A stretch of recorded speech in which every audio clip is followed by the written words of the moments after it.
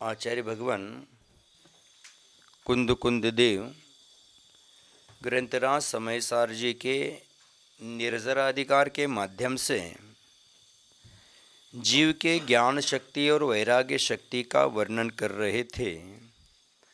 और ज्ञान शक्ति वैराग्य शक्ति का वर्णन करते हुए आचार्य भगवंतों ने सुबह की चर्चा में कहा था कि अगर तू सुख चाहता है तो आत्म अनुभव के रूप ज्ञान है, उस ज्ञान में तल्लीन होकर के संतोष को धारण कर और उस ज्ञान के द्वारा सदा तृप्त हो जा, इच्छाओं को छोड़ दे और शाश्वत रहने वाला सुख है उसको प्राप्त कर ले।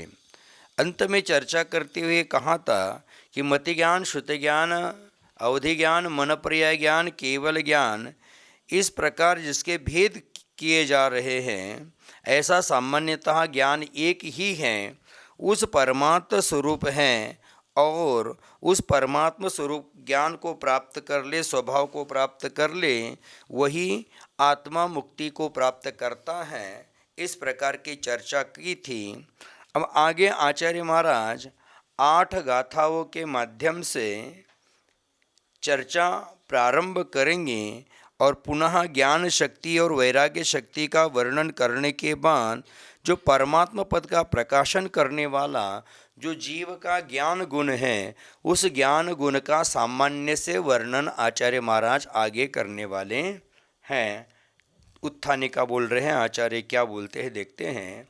अतः मत्यादि पंच ज्ञान अभेद रूपम साक्षात मोक्ष कारणभूतम यत् परमात्म पदम तत्पदम शुद्धात्मानुभूति शून्यम व्रत तपशरणादि काय क्लेश कुर्वणा अपि स्वसंवेदन ज्ञान गुणेन बिना न लभते इति कथयति। आचार्य महाराज कहते हैं कि मत्यादि ज्ञान है, माने मति ज्ञान, श्रुत ज्ञान, अवधि ज्ञान, मन पर्याय ज्ञान, केवल ज्ञान, ये ज्ञान गुण की 5 पर्याय कही गई हैं। उस ज्ञान के द्वारा जिसका भेद न करते हुए, माने भेद रूप जो साक्षात मोक्ष मार्ग का कारणभूत है, ऐसा परमात्म पद है। और वह पद है शुद्धात्मानुभूति से शून्य, व्रत तपशरणादि काय क्लेश करते हुए भी स्वसंवेदन ज्ञान के बिना वह मोक्ष के कारणभूत जो परमात्म पद है, उस पद को वह प्राप्त नहीं कर सकता है। माने स्वसंवेदन ज्ञान के अभाव में, आत्मानुभूति के अभाव में किए गए व्रताचरण हैं, तपश्चर्या है, काय क्लेश है, वह सारा संसार का कारण ही बन रहा है। क्योंकि ये सारा व्रताचरण करते हुए भी वह स्वशुद्ध आत्मा की अनुभूति से शून्य होने के कारण वह संसार परिभ्रमण का कारण ही बन रहा है। इसलिए हमें व्रताचरण हम करते हैं, तपश्चर्या करते हैं, काय क्लेश आदि तप करते हैं, उसमें हमारा लक्ष्य शुद्धात्मा की अनुभूति होना चाहिए, स्वसंवेदन होना चाहिए। स्वसंवेदन के अभाव में किया गया सारा तप है, सारे व्रत है, तारा काय क्लेश है, व्यर्थ है। इसके आगे ये भी कहा था कि संपूर्ण आगम का जानकार होते हुए भी अपनी शुद्धात्मा का जानकार नहीं है, अनुभव नहीं करता है, तो उसको मोक्ष की प्राप्ति, शाश्वत सुख की प्राप्ति होने वाली नहीं है। तो यहाँ यह कहते हैं कि आपका किया गया तपश्चरण काय क्लेश है अथवा व्रतादि है, अनेक प्रकार के व्रतों को पालन कर लिया, माने महाव्रतों को पालन करता है, 12 प्रकार के अनुव्रतों को पालन करता है, उसके साथ साथ अनेक प्रकार के व्रत करता है, अर्थात उपवास करता है, 1234 कर ले, सीएन स्खलित कर ले, कर्म दहन कर लिए, फलाना टिमकामा, बहुत सारे व्रत करता है, बहुत सारे काय क्लेश करता है, आतपन योग भी करता है। आतपन योग कर रहा है, बेला तेला चौला छेला पक्ष मास आदि का उपवास भी कर रहा है, परंतु स्वशुद्ध आत्मा की अनुभूति जब तक नहीं करता है तब तक उसका किया गया व्रताचरण सारा क्या है, व्यर्थ है। आचार्य महाराज कहते हैं कि असंख्यात उपवास आदि कर लेना, काय क्लेश करना, जंगल में रहकर साधना करना, पहाड़ी में गुफा गिरी गौरे में रहकर साधना करना, लेकिन शुद्धात्मा का अनुभव जब तक नहीं होता तब तक आपकी सारी साधना व्यर्थ हो जाती है। तो हमें साधना का मूल लक्ष्य है स्वसंवेदन ज्ञान की प्राप्ति, निजात्मा का अनुभव। उसके व्यतिरिक्त हमें कुछ भी ध्यान में नहीं रखना है। आचार्य भगवान गाता कहते हैं, देखते हैं।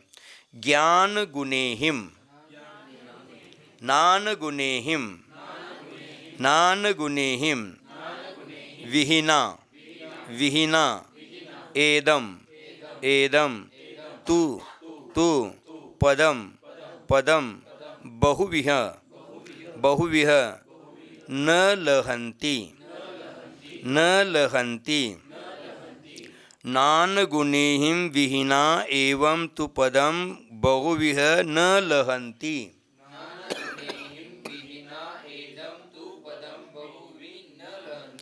तम तम गिन्नः गिन्नः सुपदमेवं सुपदमेवं यदि यदि इच्छसि इच्छसि कम परिमोक्षम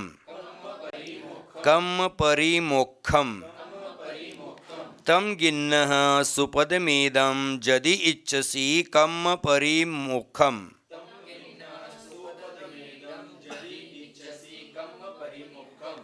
नान गुणेहिं विहीना एदं तु पदं बहुविह न लहति तम गिन्न सुपदमेदं यदि इच्छेसि कम परिमोक्षम।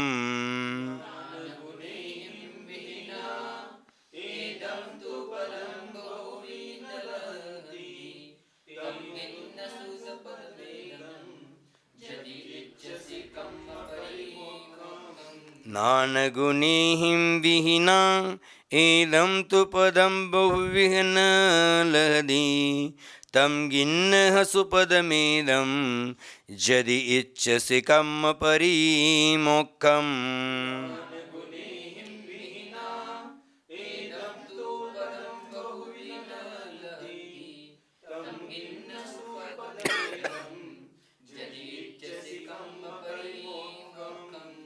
क्या कहते हैं?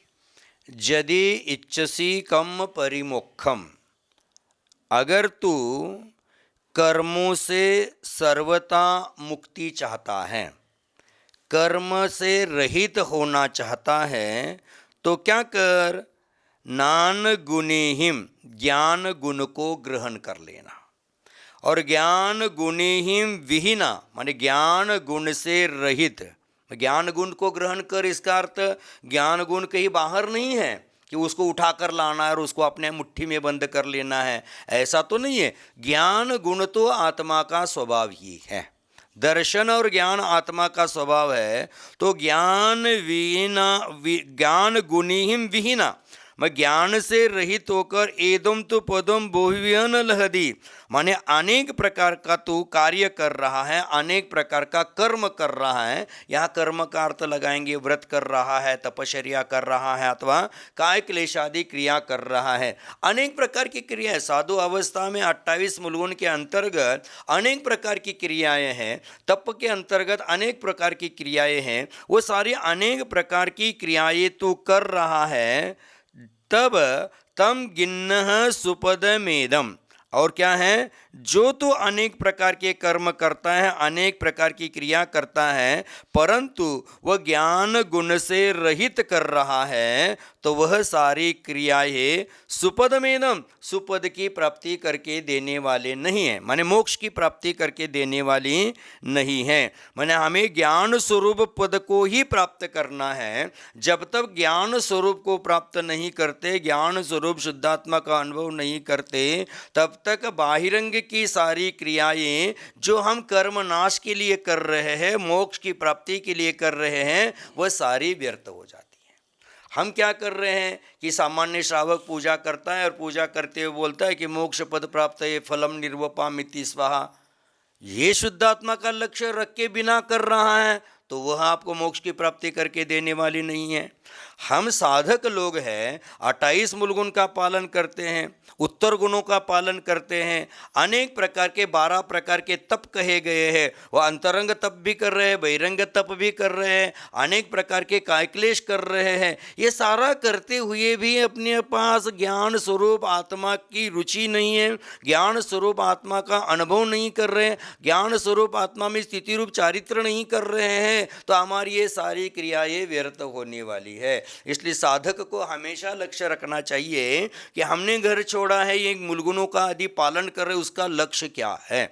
अगर इसका लक्ष्य पूजा ख्याति लाभ होगा, बाह्य प्रसिद्धि होगा, तो हमारी सारी क्रियाएं व्यर्थ हो रही है। इसलिए सुपद की प्राप्ति होना कठिन है। बहिरंग के पद की चाह में हम लोग सुपद से दूर भाग रहे। सुपद अर्थात मोक्ष पद से हम दूर भाग रहे। यदि इच्छसी, तुझे अगर इच्छा है कर्म नाश की, कर्म परिमोक्षम, कर्म से मुक्त होना चाहते हो तो क्या कर, ज्ञान गुणिहिम, ज्ञान गुण है अर्थात ज्ञान स्वरूप आत्मा है, उसका अनुभव कर, नहीं तो सारी क्रियाएं तेरी क्या हो जाएगी, व्यर्थ हो जाएगी। सारा काम कर रहा है तू, अभी माताजी ने सल्लेखना भी स्वीकार कर लिए, अनाज का त्याग कर लिया, शरीर के मोह का त्याग कर लिया, काय क्लेश कर रहे हैं, कर्मों का कषायों का भी क्लेश कर रहे, बहिरंग में शरीर को क्रश कर रहे, लेकिन वहाँ हमारी दृष्टि ज्ञान गुण स्वरूपी आत्मा पर नहीं होगी तो बहिरंग का दिखावा हो जाएगा।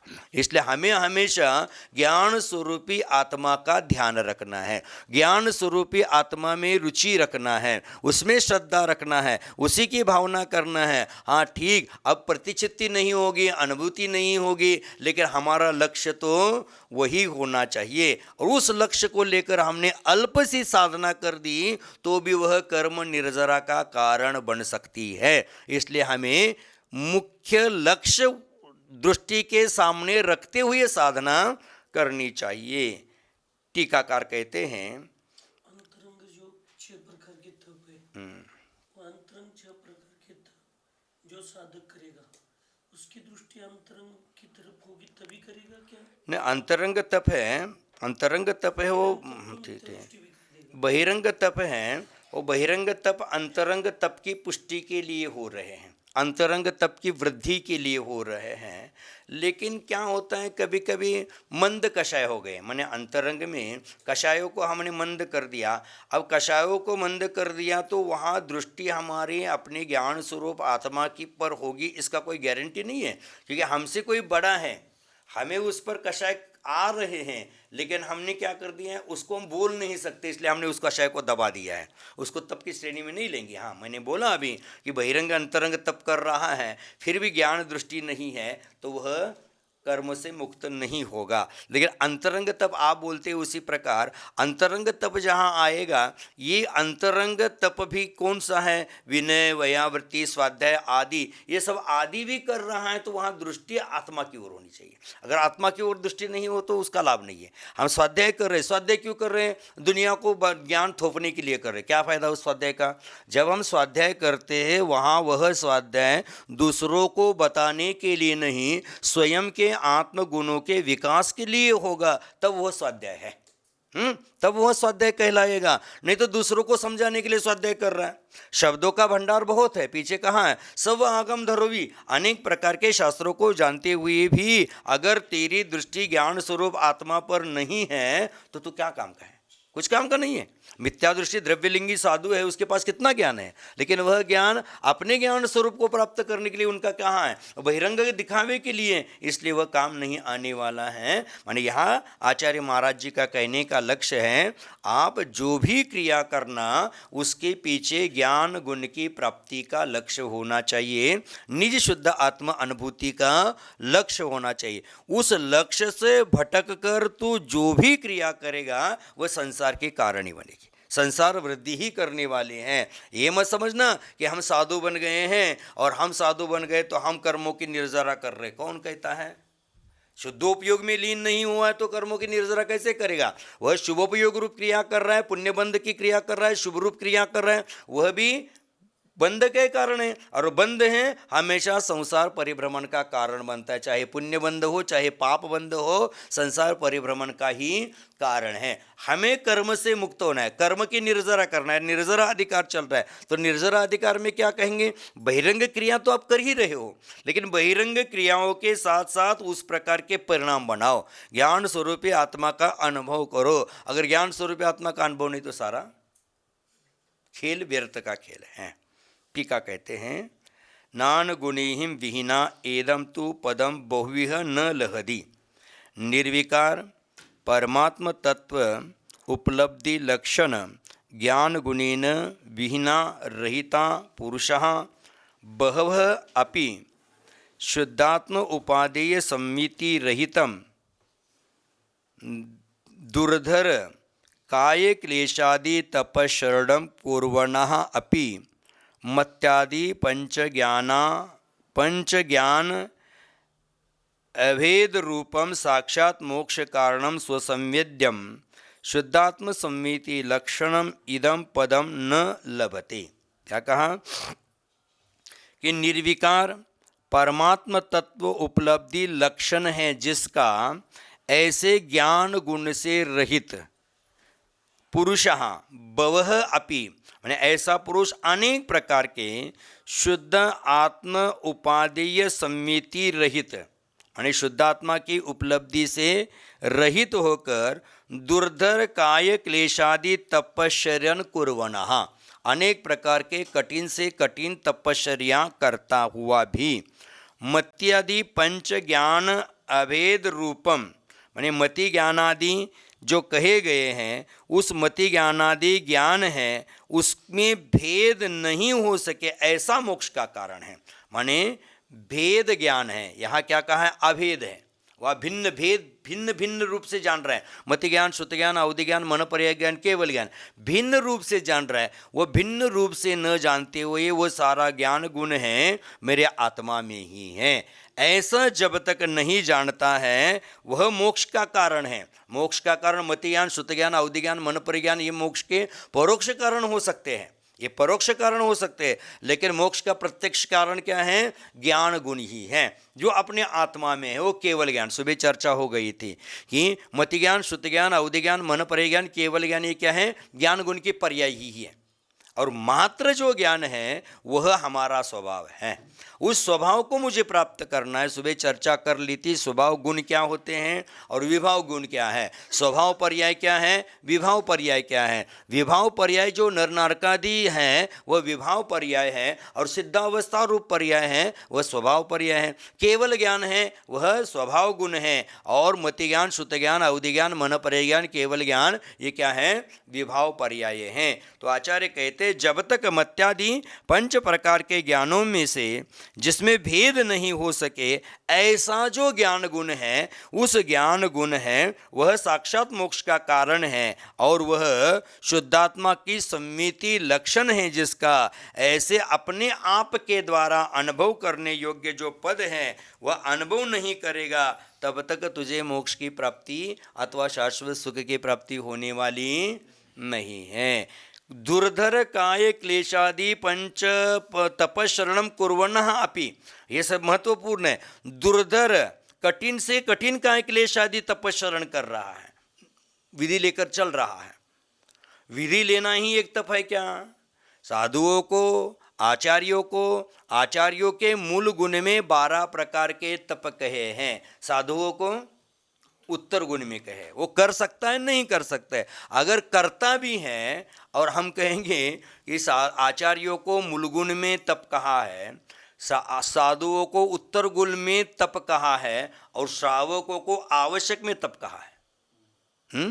श्रावकों को आवश्यक में तप कहा है, तो श्रावक विधि लेकर जाएं, श्रावक विधि लेकर जाएं। वहाँ तप क्या है, वहाँ तप के अनुकूल, वहाँ उनका जो तप है वह तप के अनुकूल उनका व्यवहार करना है, नहीं तो वो काय क्लेश करेगा तो कठिन काम हो जाएगा। वहाँ श्रावक अवस्था में विधि लेकर जाएगा, वृत्ति परिसंख्यान लेकर जाएगा तो वहाँ कठिन हो जाएगा। तो आचार्य महाराज यहाँ कहते कि आचार्यों को मूलगुण में तप कहा है, साधुओं को उत्तर गुण में तप कहा है। तप कहते हुए 12 प्रकार का तप कहा है, मात्र 6 प्रकार का नहीं। हम लोग साधक क्या कर रहे हैं, विधि लेकर गाँव भर घूम रहे हैं, वो दुनिया को दिखाने वाले तप कर रहे हैं, वो दुनिया को दिखने में आएगा, इसलिए वो बहिरंग तप कहते हैं। बहिरंग तप होता है वो अंतरंग तप की वृद्धि के लिए होता है। हम बहिरंग तप बहुत कर रहे हैं लेकिन अंतरंग तप नहीं करेंगे तो वो तप करना व्यर्थ है। हम पढ़ाई बहुत करते हैं, साल भर पढ़ाई कर दिए और एग्जाम में नहीं बैठे तो अगली कक्षा में जाने वाले तो है नहीं। उसी प्रकार हमने बहिरंग तप कर लिए और अंतरंग तप नहीं किया तो हम शुद्धात्मा की अनुभूति है, जो हमारा स्वभाव ज्ञान गुण है, उसकी उपलब्धि हमें होने वाली नहीं है। तो बहिरंग तप तो करो लेकिन बहिरंग तप के साथ अंतरंग तप। एक साधु थे, वो बहिरंग तप लेकर घूम रहे थे, 2 दिन 1 दिन उपवास हुआ होगा, तो हमने उनको कहा ठीक है आपका उपवास कर रहे, करना चाहिए, साधक को साधना करने के लिए मना नहीं कर रहा हो, लेकिन 12 तप में मात्र वृत्ति पर संज्ञान तप ही नहीं है, काय क्लेश तप भी कहा है। जाओ सुबह 6 बजे धूप में खड़े हो जाओ, शाम को 6 बजे तक खड़े हो जाओ, वह भी तप करना चाहिए। मानी बहिरंग तप में काय क्लेश नाम का भी तप आता है, वृत्ति प्रसंख्यान नाम का तप आता है, रस परित्याग नाम का भी तप आता है। आचार्य महाराज जी ने कहा है हमारा त्याग ऐसा होना चाहिए कि हमारे त्याग से श्रावक परेशान ना हो जाए। नहीं तो हमारा त्याग बेकार है। हमारे त्याग से श्रावक परेशान ना हो जाए, ऐसा त्याग हमें करना चाहिए। नहीं तो हमने क्या कर लिया कि 10 लक्षण पर्व हैं, हम अनाज ग्रहण नहीं करेंगे, है ना, अनाज ग्रहण नहीं करेंगे। ज्वारी है वो 40 रुपये किलो में मिल रहा है, हाँ, और 1 किलो की रोटी तो एक साधक खा नहीं पाएगा, एक दिन में खा नहीं पाएगा। 40 रुपये किलो की रोटी उसको हजम नहीं हो रही है, 40 रुपये किलो में मिलने वाले ज्वारी का त्याग कर दिया और 200-500 रुपये किलो मिलने वाला काजू बादाम खा रहा है। ऐसा कैसा त्याग है तेरा भाई साहब? ये तो फल खा रहा है, 200 रुपये किलो मिल रहा है एप्पल, वो एप्पल खा रहा है। माने श्रावकों को परेशान न हो, ऐसा हमारा त्याग होना चाहिए। हमारे गुरु महाराज कहते थे साधुओं का आहार ऐसा होना चाहिए, घर में जाकर ऐसा आहार करके आना चाहिए जैसे मक्खन से बाल निकलते समय उस मक्खन को परेशानी नहीं होगी, उसी प्रकार साधुकों का श्रावकों का आहार लेते हुए उनको परेशान नहीं करना है, ऐसा आहार होना हमारा चाहिए। साधक दिन भर बहुत शांत रहता है परंतु एक आहार के समय उसके दिमाग में क्या उनसा भूत घुसता है पता नहीं, वहाँ वो बहुत बड़ी साधक दिखाना चाहता है। यहाँ सामयिक नहीं करेगा, यहाँ प्रतिक्रमण नहीं करेगा, यहाँ सामयिक स्वाध्याय नहीं करेगा, आवश्यक क्रियाओं को वो विराम दे देगा, लेकिन मात्र आहार में साधक बना दिखाता है। ये क्यों चाहिए भैया? वहाँ तो हम शांति से आहार करें तो अच्छा रहेगा। शक्ति तब का है ना, जहाँ पे जितनी शक्ति चलती वहीं पे करना चाहिए। धूप में नहीं चलती शक्ति हमारी, तो वृत्ति परिसंज्ञान में क्यों चल रही है? 6 में से जितनी चलती उसी में करेंगे, जिसमें नहीं चलती उसमें जितना जमता है उतना आधा घंटा करके चले जाएंगे। अब इसका जवाब क्या दे बताओ हम आपको, आप जानते हैं साहब। नहीं ठीक है कि हमारी शक्ति अनुसार तप कहा गया है, शक्ति अनुसार त्याग कहा है, और हमारा तप होता है किस कारण से होता है? शुद्धात्मा की उपलब्धि के लिए। हम बहिरंग तप में शक्ति का विचार न करते हुए अंतरंग तप में करो। हम शक्ति अनुसार विनय करेंगे, हम शक्ति अनुसार स्वाध्याय करेंगे, शक्ति अनुसार परिणामों की निर्मलता करेंगे। शक्ति अनुसार करने के लिए कहा है, इसका अर्थ हम यह नहीं लगाना चाहिए कि हमारी शक्ति कम है, हम तो अनंत शक्ति वाले हैं। हमने अपनी शक्ति को कमज़ोर बना दिया है, हमने अपनी शक्ति को कमज़ोर बना दिया है। क्यों कमज़ोर बनाएंगे हम अपनी शक्ति को? वहाँ भी करने आज ठीक है, हमारी शक्ति नहीं 2 घंटा सामयिक धूप में खड़े होकर करने की, पहले आधा घंटा का अभ्यास करो, पुनः 40 मिनट का अभ्यास करो, पुनः 60 मिनट का अभ्यास करो। धीरे धीरे अभ्यास बढ़ाओगे तो वो बढ़ जाएगा। ऐसा नहीं कि मेरी शक्ति नहीं इसलिए हम रुक जाएंगे। शक्ति अनुसार तप कहा गया है, शक्ति अनुसार त्याग कहा गया है। इसका अर्थ अपनी शक्ति को छुपा कर भी नहीं करना चाहिए। अपनी शक्ति को छुपा कर करोगे तो मेरे पास शक्ति है 1-1 घंटा खड़े होने की। अब हम कहते हैं कि उपवास करने की शक्ति नहीं बाबा, ना बाबा ना, वो अंतराय हो जाएगा तो कहाँ से शक्ति आ जाती है? नहीं, करना पड़ेगा, इसलिए साधक को कोई काम नहीं करना चाहिए। साधक को जो भी क्रिया करना है, अभी यही कह रहे हैं कि कठिन तपस्या तू कर रहा है, करना पड़ रहा है इसलिए करेगा, चलो प्रतिक्रमण करना पड़ेगा, टाइम हो गया, नहीं। साधकों की कोई भी क्रिया है उत्साहपूर्वक होना चाहिए। इसलिए मैं बार बार कहता हूँ, साधक जीवन में उत्साह ही चारित्र का प्राण होता है। अगर उत्साह रहित हम क्रिया करेंगे, अनुत्साह पूर्वक क्रिया करेंगे, चलो भाई अब चंद्रप्रभ सागर गए हैं तो मुझे भी जाना पड़ेगा, ये नहीं होना चाहिए। मुझे स्वाध्याय करने में आनंद आना चाहिए। आचार्य कहते हैं, एक जगह उदाहरण है, एक श्रावक है, एक गृहस्थ है, वो कहता है कि गोकुल की भूमि मुझे दान में दी तो मुझे नहीं चाहिए। गोकुल माने अर्ध चक्री होता है, अर्ध चक्रवर्ती की भूमि मुझे दान में दी तो नहीं चाहिए। हजारों सीलवान कन्याएं मुझे कोई भेंट करता है तो मुझे नहीं चाहिए। हजारों रथ, हजारों घोड़े, हजारों हाथी कोई मुझे देना चाहता है तो मुझे नहीं चाहिए। परंतु मेरे जीवन में ऐसा दिन कब ना उगे कि मेरी आवश्यक क्रिया मुझसे छूट जाए। यानी उसको वह कितना महत्व दे रहा है, अपने आवश्यक क्रियाओं को, अपने आवश्यकों को इतना महत्व दे रहा है। माने वहाँ उत्साह है, उत्साह पूर्वक हम कोई भी क्रिया करते हैं तो हमें आसान लगती है, आसान लगती है। नहीं तो फिर वो काम, मतलब का काम क्या है कि हम जैसे बोला ना कि हम उपवास कर नहीं सकते हैं, लेकिन हम जब ग्रहण करते हैं इच्छापूर्वक तो आनंद से वह संपन्न हो जाता है। क्यों संपन्न हो गया? कि मैंने उसको आनंद से स्वीकारा है।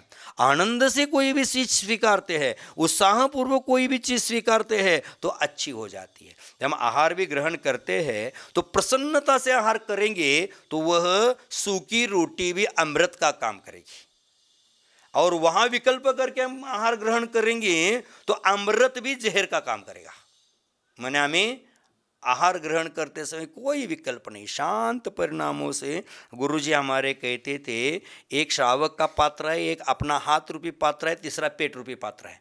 एक पात्र से दूसरे पात्र में वो बदलते जाना है, वहाँ विकल्प क्या करना है? वहाँ विकल्प रहित होना आवश्यक है। और आहार करते हुए भी हम आत्मा की अनुभूति कर सकते हैं।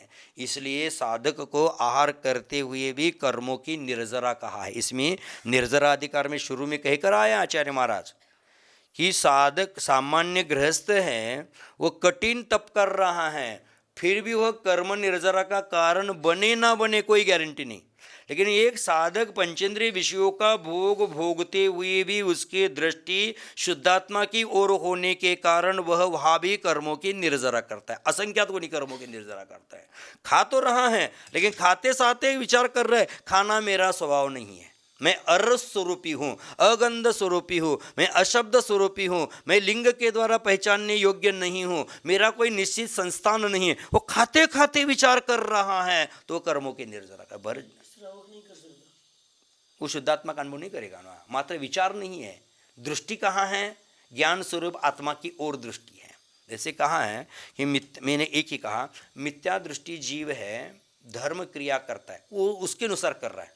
धर्म क्रिया मिथ्या क्रिया है, लेकिन वो वह क्रिया कर रहा है, वह क्रिया कर रहा है, उसकी अपेक्षा एक सम्यक दृष्टि चतुर्थ गुणस्थानवर्ती अवृत जीव है, वह मात्र सम्यक दर्शन होने के कारण वो कर्मों की निर्जरा करता है। 43 प्रकृतियों का बंध मनी क्या करता है? उसका उपशम आदि कर रहा है। 77 प्रकृति है, वह क्या कर रहा है? अल्प कर्म बंद कर रहा है, वह अल्प बंध करता है। और वह क्या करता है? संसार छेद के निमित्त रूप जो कर्मों का बंध है वह बंध सम्यक दृष्टि भी करता है। अनंत संसार का कारण रूप कर्म, ऐसा कर्म बंध सम्यक दृष्टि अविरत जीव भी नहीं करेगा, क्योंकि मिथ्या दृष्टि की अपेक्षा चौथे गुणस्थान वर्ती जीव मात्र सम्यक दर्शन होने के कारण कर्मों की निर्जरा करता है और कर्म बंध भी कर रहा है तो अत्यल्प कर रहा है, अत्यल्प स्थिति अत्यल्प अनुभाग लेकर बंद कर रहा है। और उसके आगे चौथे गुणस्थान वर्ती जीव देव पूजा आदि क्रिया कर रहा है, धर्मरूप क्रिया कर रहा है।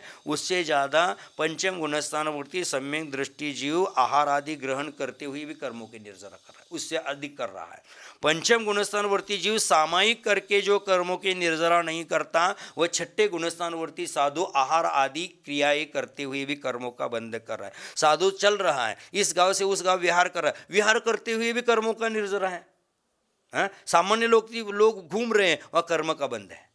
जब हम जहाँ बैठे हैं वहाँ में बिना पीछे परिमार्जन करके बैठ गए, वहाँ जीव नहीं होते हुए भी हमारे प्रमाद के कारण जीव वध का पाप लगता है, अशुभ कर्म का बंध। और हमने पीछे परिमार्जन कर दी, छोटा सा जीव हमें दिखाई नहीं दिया, वह मर भी जाता है, फिर भी वह पाप से हम बच जाते, क्योंकि हमारा बचाने का भाव था।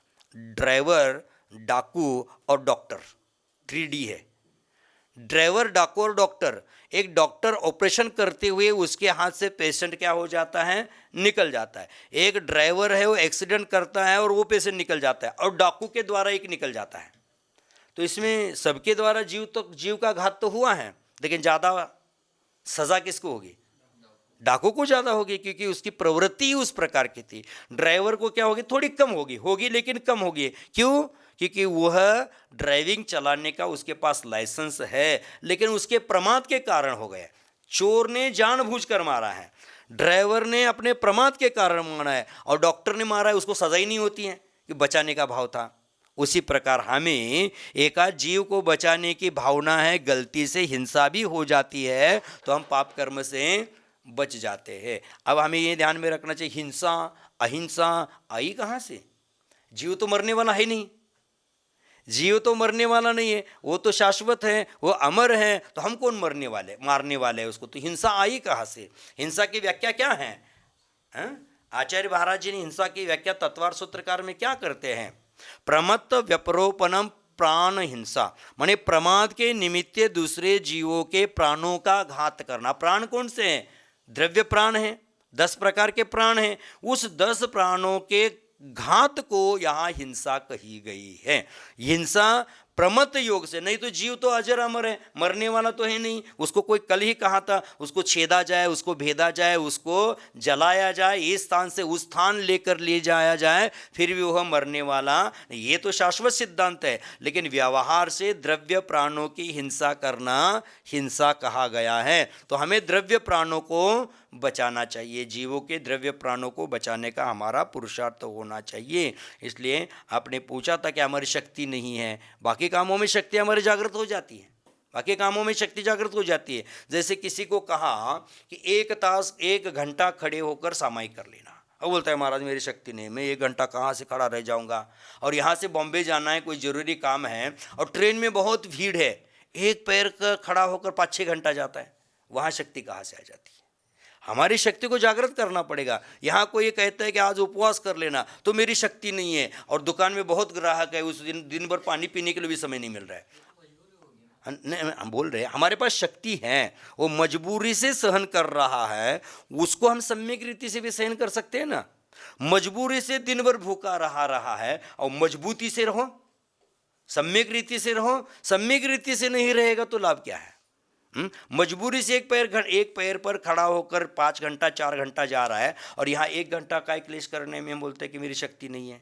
यहाँ क्यों बोला मेरी शक्ति नहीं है? शक्ति तो होना चाहिए ना, शक्ति तो होना चाहिए। जैसे हम जब संघ में विहार करते हैं, मजबूरी से, वही तो बोल रहे हैं कि अर्थ ध्यान के लिए आपने पुरुषार्थ कर दिया, 5 घंटा खड़े हो गए। वो दुर्ध्यान के लिए 5 घंटा खड़े हो सकते हैं, तो सम्यक ध्यान के लिए 1 घंटा क्यों खड़े नहीं हो पाएंगे?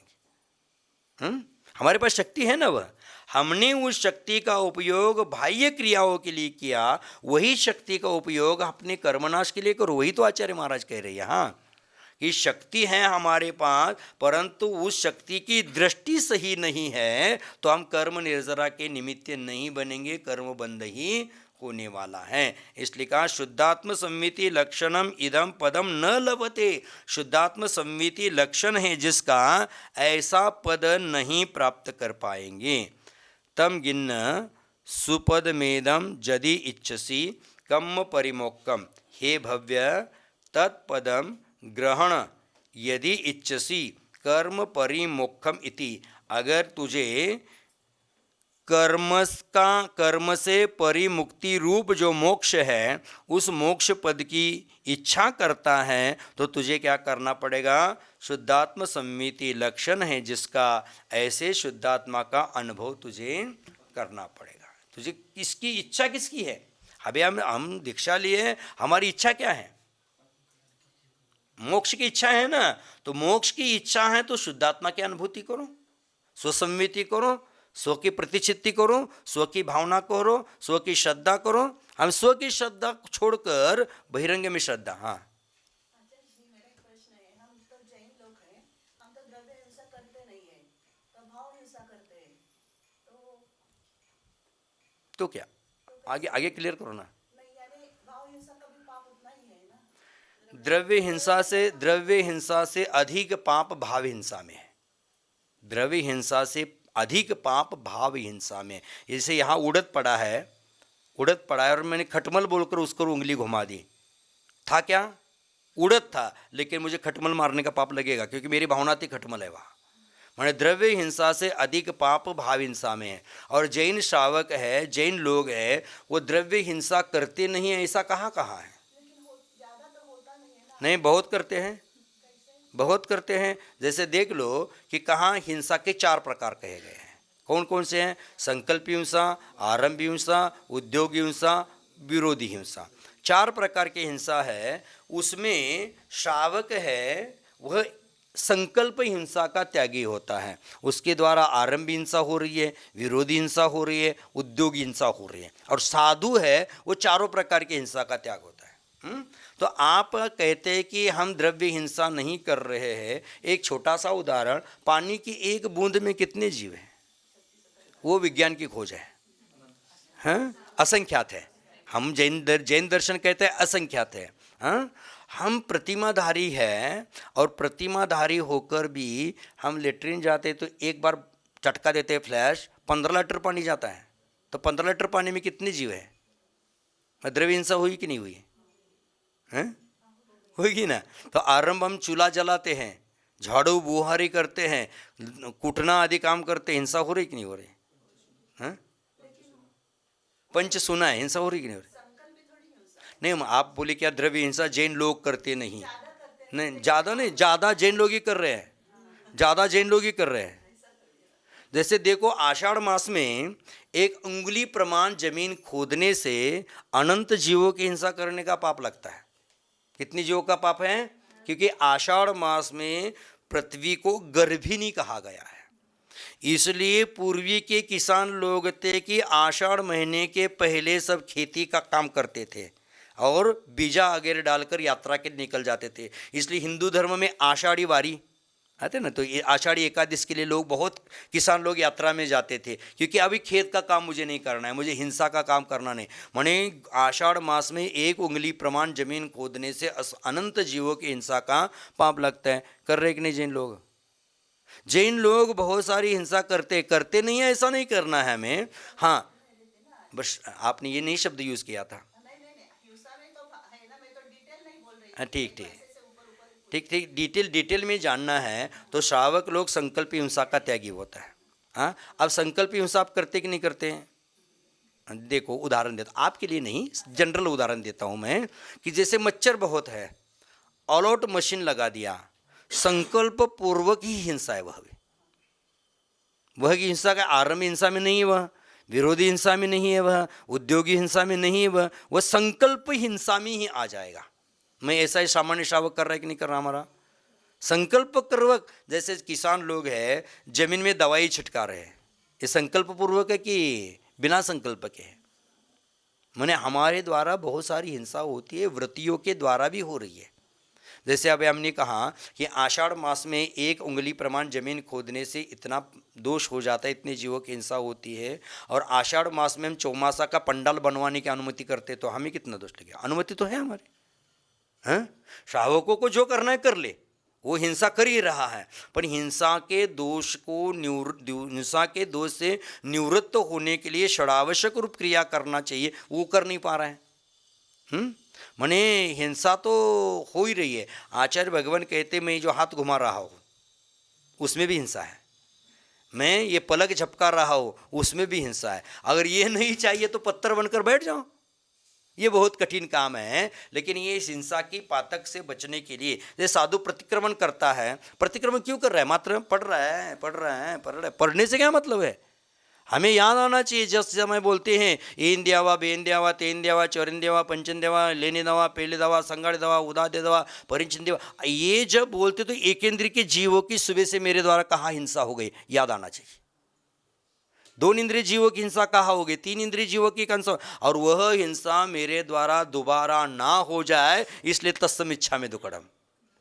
तो हम प्रतिक्रमण मात्र पढ़ते जा रहे, लेकिन उस समय अब चतुर्दशी का प्रतिक्रमण आता है, उस प्रकार 10 प्रकार के विकताएं कही गई। अब 4 प्रकार के हम जानते हैं, वचन है वो 10 प्रकार के कटु वचन है, कक्कसा, कड़ुआ, मज्जंकिसा, अयंकरा, छहंकरा, बुहंकरा, वहंकरा आदि जो कथाएं मेरे द्वारा प्रमाद के निमित्त से हो गई हो उसका प्रायश्चित्त करना है। तो 4 चतुर्दशी से मैंने 15 दिन में मेरे द्वारा ऐसे वचन कहा गए याद करके प्रतिक्रमण करना चाहिए। हम याद करते थोड़ी हैं, हम क्या कर रहे हैं?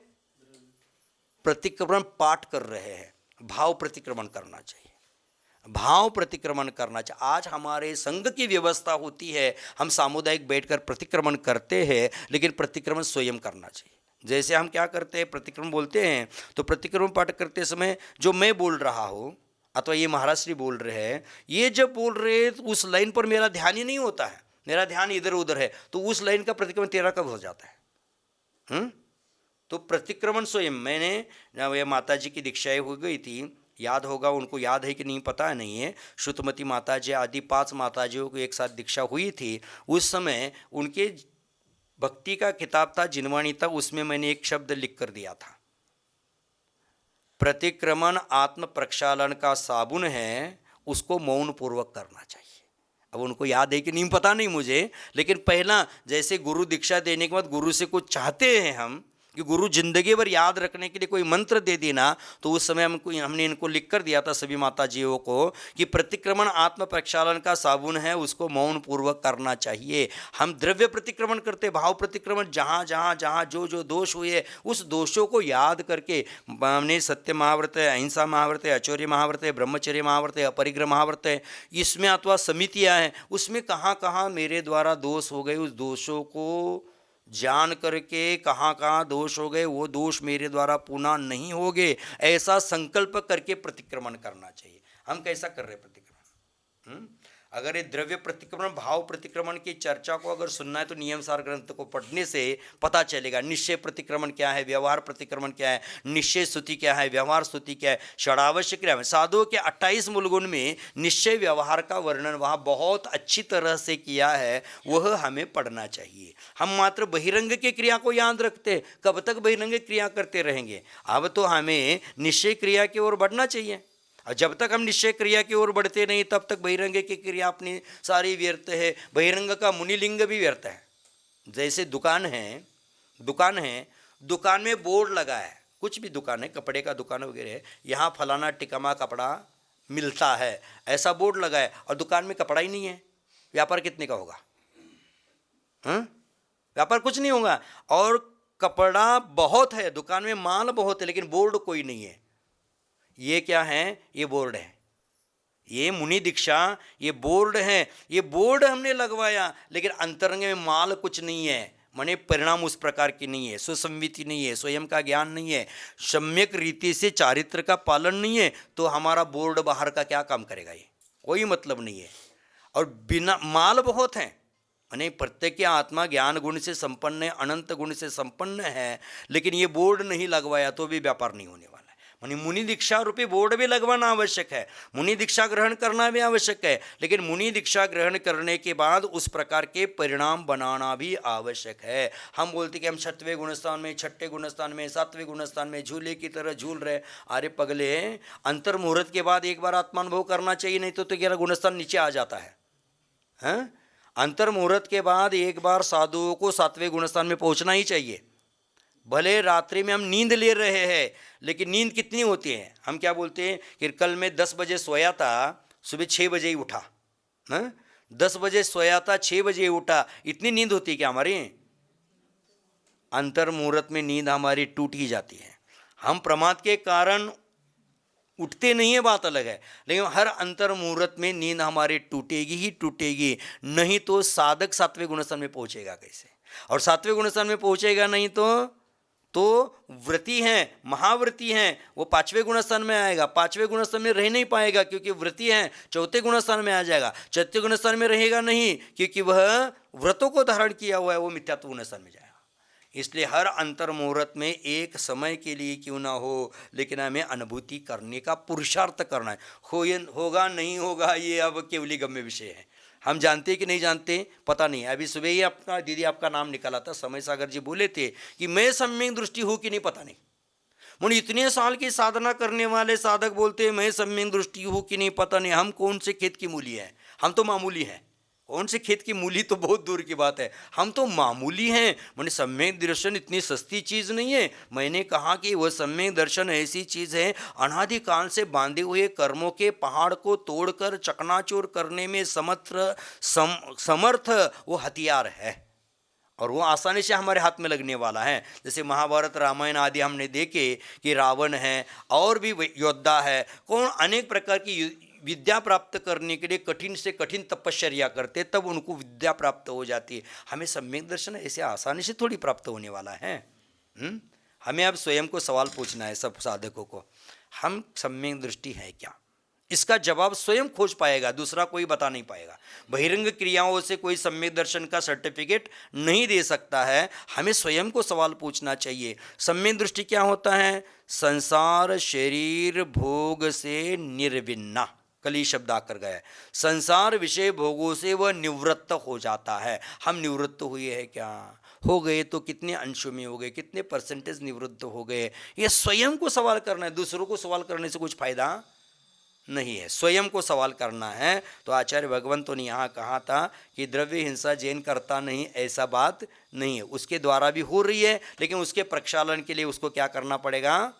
षडावश्यक क्रियारूप क्रियाओं को करना पड़ेगा। परंतु ये सारी क्रियाएं तो हम कर रहे हैं, देव पूजा का नियम है इसलिए हम पूजा कर रहे हैं, लेकिन पूजा का भाव कहाँ है हमारे पास? पूजा की जो लाइनें बोल रहे हैं उस लाइन पर हमारा ध्यान कहाँ है? हमने जैसे प्रतिक्रमण बोल गया, जीव प्रमाद चिंता प्रचरा ये तो सब पाठ है हमारा, कंठस्थ हो गया, लेकिन उस प्रकार के भाव नहीं बने तो निश्चय सम्यक दर्शन तो नहीं होगा, लेकिन व्यवहार सम्यक दर्शन होने में वो बहिरंग। हाँ, आप सुबह ठीक है, निश्चय सम्यक दर्शन तो नहीं होगा। आज पंचम काल में होता है, फिर भी सबको नहीं होगा, इस अपेक्षा से पकड़ लेते हैं। व्यवहार सम्यक दर्शन है। वो व्यवहार सम्यक दर्शन में आचार्यों ने क्या कहा कि पंच परमिष्टि का श्रद्धान हो, तत्वों का श्रद्धान हो, पदार्थों का श्रद्धान हो, अस्थिकाय का श्रद्धान हो। हमें शब्द रूप श्रद्धान करना है कि भाव रूप श्रद्धान करना है? हाँ, देखो अभी भाव रूप श्रद्धान करना। एक जीव तत्व के बारे में चर्चा करते हैं। जीव तत्व का मुझे श्रद्धा हो गया। क्या कहा है कि तत्वार्थ श्रद्धानम सम्यक दर्शनम, तत्वों का श्रद्धान करना, पदार्थों का श्रद्धान करना सम्यक दर्शन है। हमें जब तक जीव का स्वरूप ही पता नहीं है तो जीव का श्रद्धान कैसे कर पाएंगे? स्वरूप क्यों नहीं होगा? क्या स्वरूप है? सामान्य व्यक्ति को ज्ञान दर्शन स्वरूप है, ये शब्द रूप से जान लिया है ना, मेरा जीव का स्वरूप ज्ञान दर्शन है, ये शब्द रूप से जान लिया। जब तक अनुभूति में नहीं लाता है तब तक अनुभव में लाना। यहाँ इसके पीछे पहले ही 2-3 नंबर की गाथा आई थी, उसमें कहा था जीवो चरित्र दंशन नान ठिदो तम ही समय हम जान। जो जीव का स्वभाव दर्शन ज्ञान चारित्र है उसमें जो स्थित होता है वह स्वसमय है। और ये क्या है? ये चर्चा समय सार की है, ये अध्यात्म का खाना है। तो यहाँ सारी चर्चाएं निश्चय से ही करेंगे, यहाँ व्यवहार में फंसा करने का कोई काम ही नहीं है। यहाँ सब चर्चाएं आएगी निश्चय से। अब जीव का श्रद्धान करना है। जीव का स्वरूप क्या है? दर्शन ज्ञान स्वरूपी है।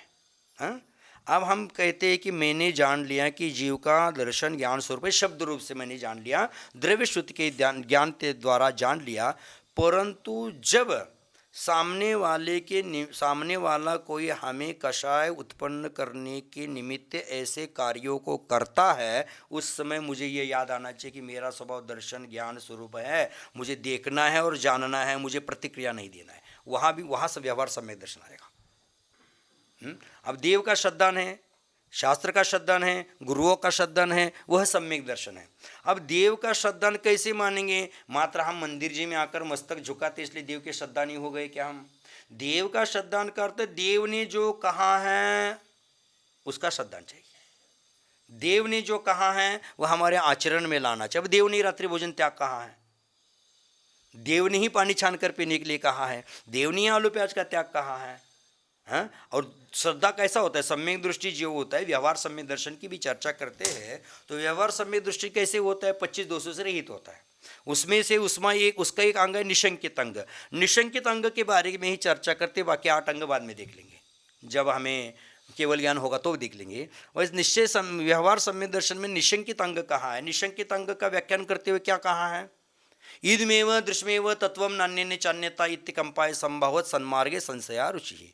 ये श्रावकाचार कहते हैं। श्रावकाचार व्यवहार श्रावक को क्या चारित्र रत्नत्रय सुधारने के लिए बोला है। तो वहाँ क्या ईदमेव दृश्यमेव ऐसा ही है, जो जिनेन्द्र भगवंतों ने जो तत्व कहा है ऐसा ही है, इससे अन्यथा हो ही नहीं सकता है। ऐसी श्रद्धा करना क्या हो गया, निशंकित। और कैसी श्रद्धा, सांभवत तलवार की धार की तरह।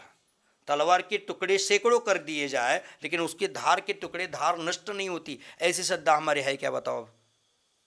मैंने हमें ये नहीं करना चाहिए कि मुझे सम्यक दृष्टि हो और सम्यक, मुझे हमेशा इसके बारे में आगे बढ़ने के लिए वो मेरे पास नहीं है, मुझे वो प्राप्त करना है, यही सोच रखकर हम आगे बढ़ेंगे तो बढ़ पाएंगे, है ना। मैं जिनेन्द्र भगवंता ने जैसा कहा है वैसा श्रद्धा है क्या मेरे पास। प्रवचन सारजी में एक सुंदर गाथा आती है, 80 नंबर की है अथवा 82 नंबर की है। दो आचार्यों के दो प्रकार की आती है। अमृतचंद्र आचार्य के अनुसार 80 नंबर की गाथा है, जैसे आचार्य के अनुसार 1-2-4 गाथा आगे हो सकती है। वहाँ क्या कहा है, मोह किसका नष्ट हो जाता है। मोह का अर्थ यहाँ मिथ्यात्व लगाना है। ये समय सारजी में बहुत बार कहा कर आए हैं कि जहाँ जहाँ मोह शब्द आता है वहाँ वहाँ मिथ्यात्व लगाना है। मोह माने बहिरंग का मोह नहीं लगाना है, मोह शब्द आएगा तो दर्शन मोह शब्द लगाना है ना। तो वहाँ आचार्य भगवंतों ने कहा है मोह किसका नष्ट हो जाता है, माने मिथ्यात्व किसका नष्ट हो जाता है।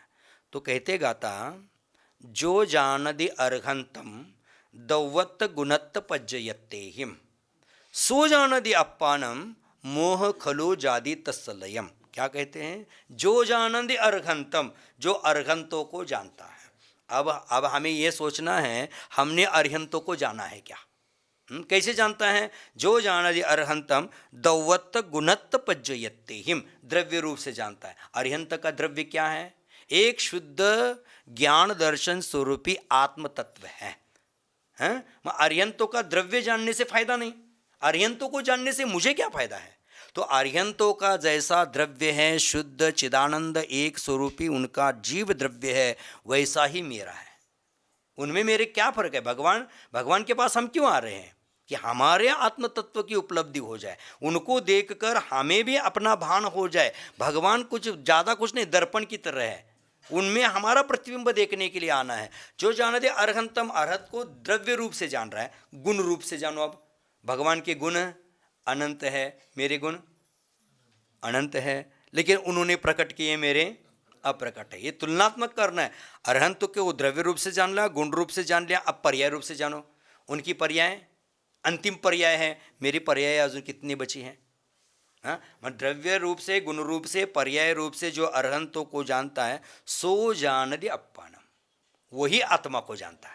सो जान, जो अर्हंतों को द्रव्य रूप से गुण रूप से पर्याय रूप से जानता है, वही अपनी आत्मा को जान सकता है। और जो अपनी आत्मा को जानता है, मोह खलु जादि तत्सलयम, खलु मने वास्तव में निश्चय से उसका ही मोह नष्टता को प्राप्त होता है।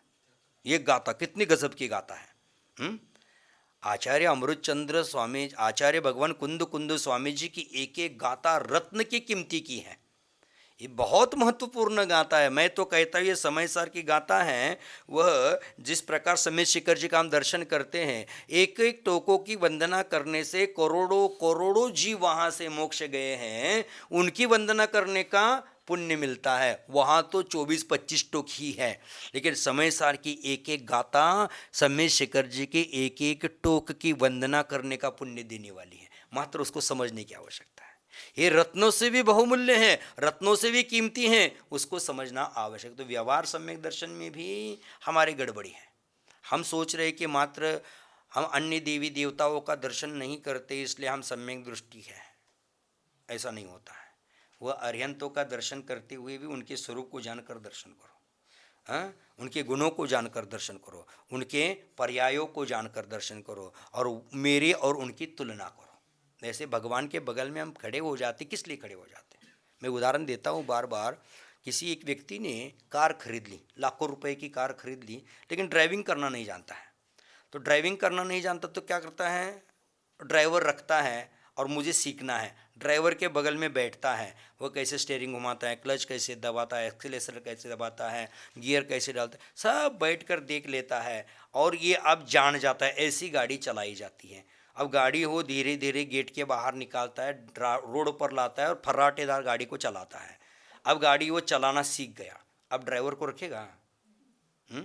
जब तक मुझे गाड़ी चलानी नहीं आती तो मैंने ड्राइवर के बगल में बैठकर गाड़ी चलाना सीख दिया। अब गाड़ी में चलाना जान रहा हो तो अब ड्राइवर की मुझे ज़रूरत नहीं है। उसी प्रकार जिनेंद्र के बगल में बैठकर मोक्ष मार्ग पर चलने की ड्राइविंग सीखना है। हाँ, जिनेंद्र के बगल में बैठकर खड़े होकर जिनेंद्र के सानिध्य में हम आते हैं तो मोक्ष मार्ग पर चलने की कला को सीखने के लिए आ जाते। अब हमने मोक्ष मार्ग पर चलने की कला सीख ली, अब हमें जिनेंद्र की भी आवश्यकता नहीं है। अब वह हमारे लिए उस समय जिनेंद्र देव भी परगत तत्व हो जाएंगे। हम निश्चय में प्रवेश करेंगे तब हमारी आत्मा ही स्वगत तत्व है। अब हमने आत्मा का अनुभव करना, अब स्वयं गाड़ी चलाओ। भगवान के सहारे कब तक चलोगे? व्यवहार में है तब तक भगवान के सहारे चलो। अब किसका सहारा लेकर चलना है? खुद का सहारा लेकर चलना है। तो हमें खुद के विकास के लिए करना है। ऐसा सम्यक दर्शन कहाँ है हमारे पास, बताओ? या समय सारजी में तो आगे आएगा, सम्यक दर्शन की व्याख्या करेंगे, अष्टांगों की भी चर्चा आएगी इसमें आचार्य भगवान कहेंगे सम्यक दर्शन क्या है, निशंकित अंग क्या है। वहाँ निशंकित अंग क्या कहा? इदमेव दृश्यमेव तत्वम नान्यन्य चान्यता, वो व्यवहार से कहा गया। अब आचार्य भगवान इसमें कहेंगे सत्य भया विपमुक्का जम्मा तम्मा निशंका, जो 7 भयों से रहित है वही निशंक है और वही सम्यक दृष्टि है। हमें अब 7 भयों से रहित है कि नहीं, स्वयं को पूछना है। ये लोग भय है, परलोक भय है, अकस्मात भय है, मरण भय है, आदि अनेक प्रकार के वेदना भय है, अनेक प्रकार के भय हमें सताते हैं। तो हम भय से रहित कितने अंशों में हो गए? तो हमारे सम्यक दर्शन की वृद्धि कितनी है और सम्यक दर्शन का ढोंग हमारा कितना, ये देखना है। आज दर्शन प्रतिमाधारी लोग हैं, उनको भी पता नहीं 25 दोष क्या होते हैं। सम्यक दर्शन कैसे होना चाहिए? 25 दोषों से रहित सम्यक दर्शन होना चाहिए। उनको खुद को पता नहीं कि सम्यक दर्शन के 25 दोष क्या है। हमें लगता है कि शुभ्र वस्त्र पहन लेना, शुद्धि का, मर्यादा का, भोजन करना माने मात्र प्रतिमा है। इतना मात्र प्रतिमा होता है क्या? उस प्रकार उस गुणस्थान की अपेक्षा परिणामों की निर्मलता होनी चाहिए, तब जाकर उसको प्रतिमा की श्रेणी में हम लाएंगे। उस समय उस प्रतिमा की श्रेणी में उसको गिनाएंगे। नहीं तो हम प्रतिमा साधु, कैसे साधु? ये समय सार चल रहा है, इसलिए साधुओं को भी सोचना चाहिए मैं कैसा साधु। समय सार तो ये कहता है मैं कैसा साधु, मुझे आगे बढ़ना है ना, तो मेरी भी निंदा करो, मेरी भी ग्रहण करो कि शास्त्र में ऐसा कहा है, मैं कर नहीं पा रहा हूँ, लेकिन मेरी शक्ति है, वो करने की शक्ति है, वो करने का सामर्थ्य मुझ में है। मैं मेरे प्रमाद के द्वारा नहीं कर पा रहा हूँ कि मेरे कर्म नहीं करवा रहे, मेरा प्रमाद है। कर्म कुछ नहीं करते हैं, कर्म कुछ नहीं करते, हमने मात्र उसका भय अपने मन में बैठा दिया है। कर्म कुछ करता है, कर्म तुझ में राग द्वेष करेगा। लोग कहते कर्म ने मेरे कषाय करा दिए, कर्म ने राग द्वेष करेंगे। कर्म अगर तुझ में राग द्वेष करेगा तो कर्म में चेतनत्व आ जाएगा, कर्ता हो जाएगा। वह कर्म चेतन नहीं होगा, वो तो जड़ है। और तुझे लगेगा मैंने कर्म किया, तू कर्मों को करने वाला कौन होता है? कर्म तो पुद्गल है, तू जड़ हो जाएगा। फिर कर्म ने मुझ में राग द्वेष कराए ऐसा बोलेगा तो कर्म में चेतनत्व प्रकट हो जाएगा। और तू बोलेगा कि मैंने कर्मों को कर दिया तो तुझ में जड़त्व उत्पन्न हो जाएगा। माने तू कर्म नहीं करता है, तेरे राग द्वेषादि विभाव परिणामों के निमित्त से कार्मान वर्गणा योग्य पुद्गल कर्म है, वह कर्म रूप से परिणमित होते, वो अपने में परिणमन कर रहे हैं और तू अपने में है। जैसे गाय होती है और गाय को बांधना है तो क्या करते हैं हम? गले में रस्सी घुमा देते हैं, रस्सी को रस्सी बांधते हैं, गाय में उसमें फंस जाती है। गाय को बांधा है क्या हमने? गाय को तो बांधा नहीं है, रस्सी को रस्सी ने बांध लिया और गाय उसमें फंस गई। उसी प्रकार कार्मान वर्गणा योग्य कर्म परमाणु कर्म रूप से परिणमित हो गए, आत्मरूपी गाय उसमें फंस गई। गाय को कोई बांध नहीं सकता है, आत्मा को कौन बांध सकता है? मात्र उसमें फंस गई है। लेकिन हमने क्या, हम उस कर्म में फंसे हुए भी हमें यह चिंतन करना चाहिए कि मैं कर्म से रहित ज्ञान दर्शन स्वरूपी आत्मा हो। वहाँ हम सोचेंगे कि मुझे कर्म बांधे हैं, कर्म बांधे हैं, तो कर्म से मुक्त होगा ही नहीं। जैसे ऊँट थे, 4-5 ऊँट थे और ऊँट वाला लेकर जा रहा था और 5 ऊँट है, उसके पास 4 धागे हैं। 5 ऊँट हैं, 4 धागे हैं, तो अब 5 ऊँटों को कैसे बांधेगा? 4 ऊँटों को तो उसने बांध लिया, एक ऊँट ऐसा ही था, उसको बांधने के लिए धागा नहीं है। उस ऊँट वालों ने क्या कर दिया, गले में ऐसा हाथ घुमा दिया, हाँ तुझे यहाँ बांध कर रखते हैं ऐसा बोल दिया, खूंटा ठोकने का नाटक कर दिया और खूंटे को बांध दिया। दूसरे दिन क्या कर दिया, जाना था आगे तो 4 ऊँटों को छोड़ दिया, उसको बांधा ही नहीं था, छोड़ना क्या था? हैं, 4 ऊँटों को बांधा था, उसको छोड़ दिया, इसको छोड़ा ही नहीं, गांठ छोड़ी नहीं। और वो क्या करने लगा, चलो ऊँटों को लेकर जाने लगा। लेकिन ये ऊँट वहाँ से टस से मस नहीं हुआ, जाकर उसको लकड़ी से मार दिया, डंडा मार दिया, लेकिन हिल ही नहीं पा रहा है, चित्कार रहा है, चिल्ला रहा है, लेकिन हिल नहीं पा रहा है। तो दूसरा सहयोगी बोलता है, कल उसको तुमने बांधा तो वो छोड़ो तो मैंने कब बांधा था, तो तूने नाटक तो किया था ना। उस ऊँट ने समझा है कि मुझे बांधा है, तो वो क्या करता है, उल्टा रस्सी घुमाता है, खूंटा उखाड़ देता है, चलो भाई आप बोलते तो ऊँट जलने लगता है।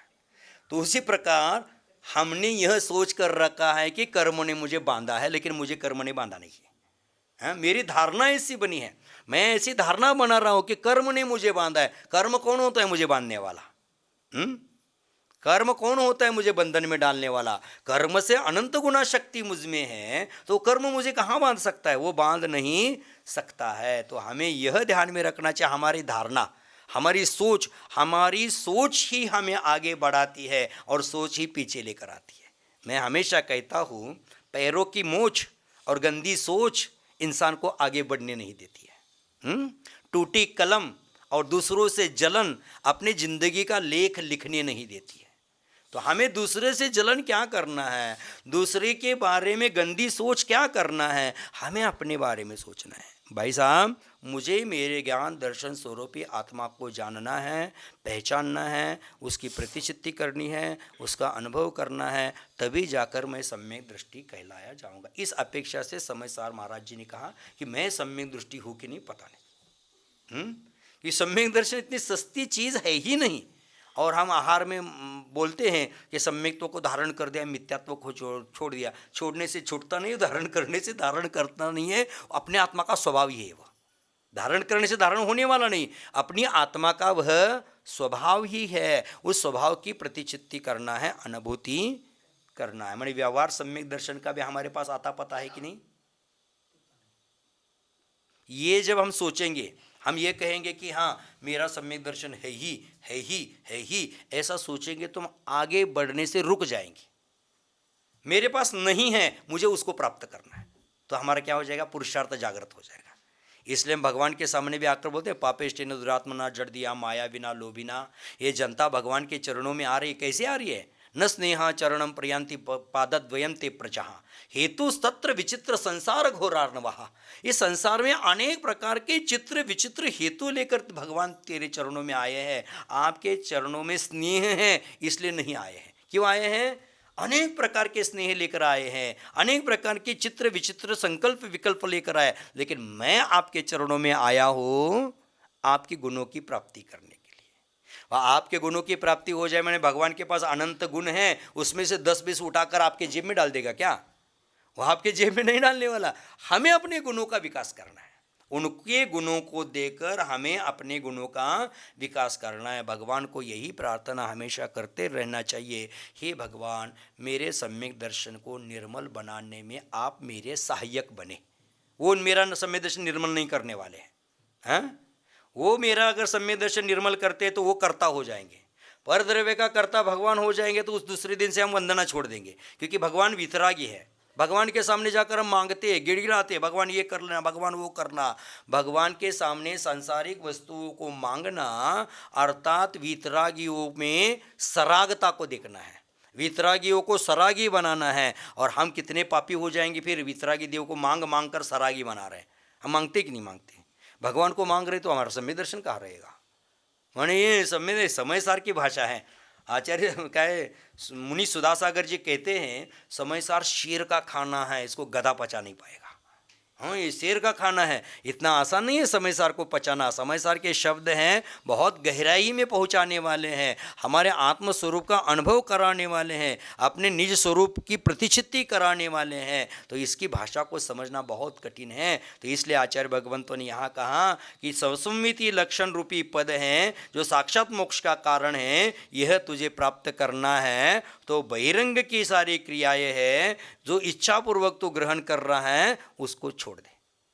हाँ, तुझे मोक्ष की इच्छा है तो बहिरंग का छोड़ दे, और संसार की इच्छा है तो बहिरंग का पकड़ कर रखे। दोनों तेरे हाथ में है, क्या करना है तू सोच ले, क्या करना है तू सोच ले। दीक्षा लेकर तेरा लक्ष्य होगा मोक्ष की ओर बढ़ना है तो बहिरंग विकल्प से तू छूट जाओ, और संसार में परिभ्रमण करना है तो बहिरंग विकल्प में अटके रहो। तुझे इस निर्णय करना है, दूसरा कोई निर्णय कर नहीं सकता है। ये निर्णय स्वयं को करना है, दूसरा कौन कराएगा क्या? दूसरा कोई निर्णय करने वाला नहीं है। पढ़ो, आज बहुत समय गया, 4 बजे। अब सबसे प्रथम यह बताते हैं कि मत्यादि 5 ज्ञानों के द्वारा भी जिसका भेद नहीं हो पाता है, जो साक्षात मोक्ष का कारणभूत है और परमात्मा पद स्वरूप है, उस पद को शुद्धात्मा की अनुभूति से शून्य केवल काय क्लेशादि रूप व्रत तपस्यादि करने वाले प्राप्त नहीं कर सकते, क्योंकि वे स्वसंवेदन ज्ञान से हीन हैं। स्वसंवेदन का अर्थ आत्मानुभव लगाना है। हे आत्मन, यदि तू कर्मों से सर्वथा मुक्त होना चाहता है तो उस निश्चित ज्ञान को ग्रहण कर, क्योंकि ज्ञान गुण से रहित बहुत पुरुष। अब निश्चित ज्ञान को ग्रहण कर, इसका अर्थ मति ज्ञान श्रुत ज्ञान नहीं, ज्ञान गुण जो आत्मा का ज्ञान गुण है वह लगाना है। ठीक,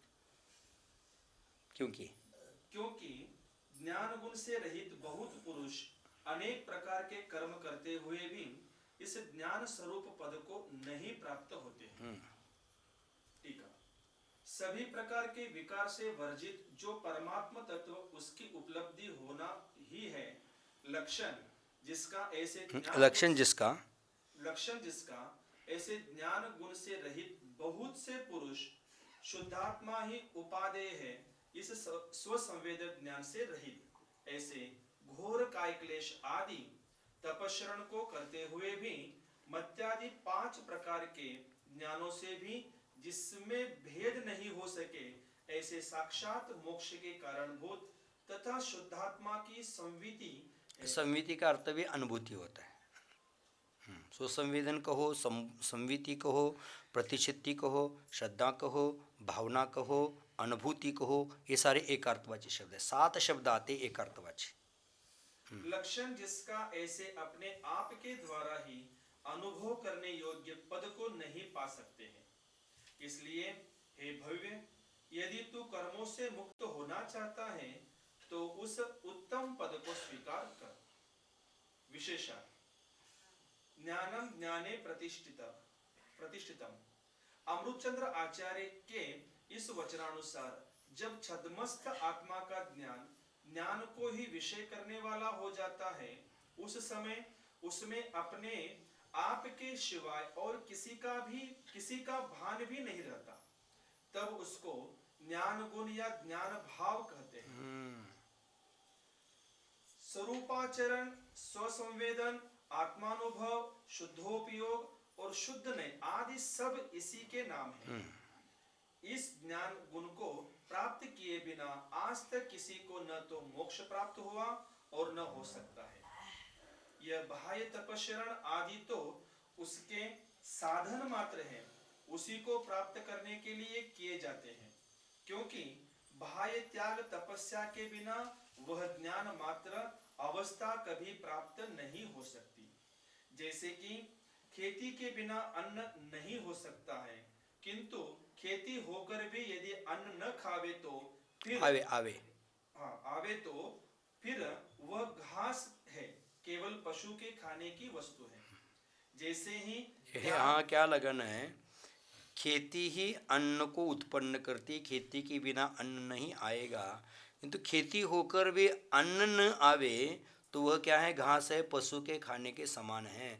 उसी प्रकार हमें यहाँ ये अर्थ लगा सकते हैं कि मुनि अवस्था के बिना आत्मानुभव नहीं होता, लेकिन मुनि अवस्था धारण करके भी हम आत्मानुभव नहीं करेंगे तो वह घास के समान है, बेकार है, वो कोई काम का नहीं। वैसे ही त्याग तपस्या अंगीकार करके भी वही कहा। शुद्धात्मा के ध्यान की ओर यदि लक्ष्य न रखा गया तो वह त्याग तपस्या केवल स्वर्ग सुख देने वाली है, उससे मुक्ति प्राप्त नहीं हो सकती। माने घास पशुओं के काम आती है, उसी प्रकार आत्मानुभव से रहित हम जो साधना करते हैं वह मात्र हमें स्वर्ग सुख की अनुभूति दे सकते हैं, लेकिन मोक्ष की प्राप्ति, हमारा स्वर्ग सुख का अनुभव करना लक्ष्य ही नहीं है, क्योंकि अनादिकाल से कितनी बार हम स्वर्ग में गए होंगे, कितनी बार वो स्वर्ग सुख का अनुभव कर लिया होगा।